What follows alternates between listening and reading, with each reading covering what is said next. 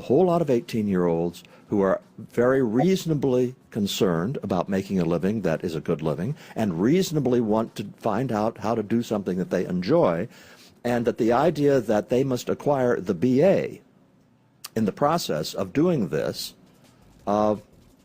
is wrong. It's fine for the upper middle class, people who have enough money and time to do this. Lots of kids don't. Other problem I have with the BA and with regard to its current use is it no longer means anything if it's not in a subject like engineering or biochemistry. You can be fairly confident if somebody has a BA or BS actually in engineering, they know a fair amount of engineering. Tell me what it means if you are an employer and you want to have people come in at entry-level positions as white-collar workers, and the applicant tells you that she has a BA in sociology. You don't know anything, except that she has a certain degree of perseverance and a certain degree of intelligence. You know nothing about anything that she brings to the job that makes her a good employee. And yet what are you doing? You are requiring the BA as a minimum requirement for getting your foot in the door in the job interview, when the piece of paper itself tells you nothing. He talked to a lot of people. You don't know where the hell he got his ideas. And then you have a book called Leonardo the Great Man, as though he did it all by himself. In essence, I tell this story many times. The first chemist that mixed unusual substances together, he disappeared with the building. And his brother-in-law wrote, never mix that together. And we become smart by making mistakes. That all men and women build upon other men and women. And we learn serially from so many sources that there'll be no great men in the future. The Wright brothers will say, or Einstein will say, I came upon relativity by this method, I've read this book, that man, and say, he always said this, I have been able to achieve what I have achieved because I stood on the shoulders of giants. You know what he means by that. And that goes for Bach, Brahms, Beethoven. In their day, there were a lot of Bach-type musics. Lots of sound like Bach. And so even the Beatles, as they came along, they took early English music and they popularized it. But there's no such thing as total originality. Man is influenced by environment, by books, by people, and so someday there will be no great man. There'll be no monuments except to man, as the achiever or the unachiever, depending on his time and history. And in the future, there'll be no memorials. There'll be no Lincoln Memorial. There'll be a Lincoln Memorial Library. But you'll put up no goddamn statuary in the park that does nothing. You'll put in automatic thermographic equipment in the Veterans Hospital in honor of General George Pershing. You know what I mean? But you don't put up a goddamn statue with a bunch of warriors on horses and a pigeon shit all over it and a traffic jam having to go around it. This shit, while people are hungry and uneducated, it'll go into the fund to enlighten people, and books and libraries. We don't even know how to educate people. And they talk of education today in school. There's no education. There's robotization.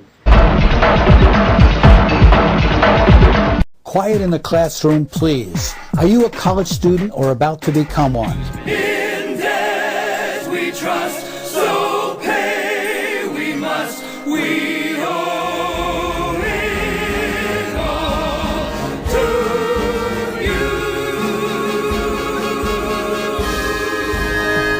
I pledge allegiance to the card of the United States of Credit, one nation under debt, with bankruptcies, late fees, and high interest for all. Many college students depend on loans and leave college with $30,000 or more in credit card and loan debt. College loan business is a nest of corruption. Students are getting ripped off. Students are being targeted. A student in Pennsylvania robbed a bank for cash to pay his debts. Other students have committed suicide. College is a scam. It is no different than like a Vegas casino designed to addict you and keep you in there just running up the bills, wasting your life. They make money and it's a gamble. It's a huge gamble. And they get you hooked on it based on the idea that it's a fair system. It's It's a matter of just getting the training, and then you're going to make more money and all this kind of stuff. I'm going to tell you something, folks. Success in life has nothing to do with college. Nothing. When you get into college, I've been in there. I got my bachelor's degree from one of these high prestige universities, and I got in there, and our student loans checks were coming in from the government, and the university was just living fat on that. They didn't care whether we flunked out or what. And that's the way it is. Children can learn all about geology, astronomy, mathematics. They don't have to be told a little Dickie Deer and the sheep. They don't have to be given fairy tales about Cinderella. They can learn continental drift. They can learn all about how we depend on the environment for survival. If we pollute the ocean, it hurts us. Children don't have to be told all these phony stories. People think that the child's mind is interested only in fairy tales, Jack and the Beanstalk, Cinderella, or the Mickey Mouse Club. That's an insult to the human brain, the Mickey Mouse Club. My children were always interested in any subject at all that related to the world we live in. Don't have to bring them up with that garbage. You make it impossible for them to reason later on if you bring them up with fairy tales. They have to undo all that. Then you want them to become realistic and scientific. They can't. They're raised on emotions and hopes and wishes and aspirations. When kids are young, they can learn how beavers build dams, how the rings in the trees show you the ages and the weather conditions at the time. They can learn all sorts of things that's just as interesting and more interesting than the fairy tales they give them, the brutal fairy tales they give them. So education starts very young, and the subject matter will be many different branches of science: meteorology, chemistry, physics, biology, botany. But there'll be no businessmen, no investment brokers, no lawyers, no judges, no priests. There'll be no profession that's parasitic, that does nothing to enhance the world. By enhance the world, I mean enabling people to learn, to reason, to figure out problems so they don't depend on psychologists or psychiatrists or other advisors. The school will give you the tools to learn to disagree with another person without getting angry.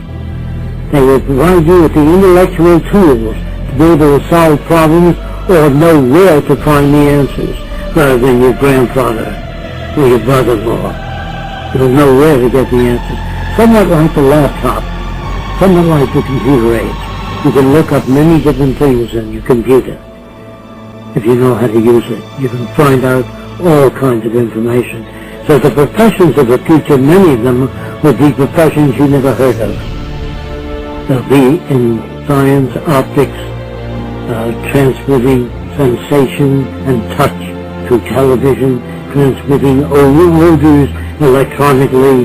You learn that there's a whole new field fighting cystic fibrosis, heart disease, where we study anatomy and physiology, the life processes, life sciences on multiple levels. Any of the physical sciences, essentially. Of course. Absolutely. Obviously computer science and engineering, every form of engineering I can imagine. Robotics, everything related to enhancing the lives of all the world's people. Right. Absolutely.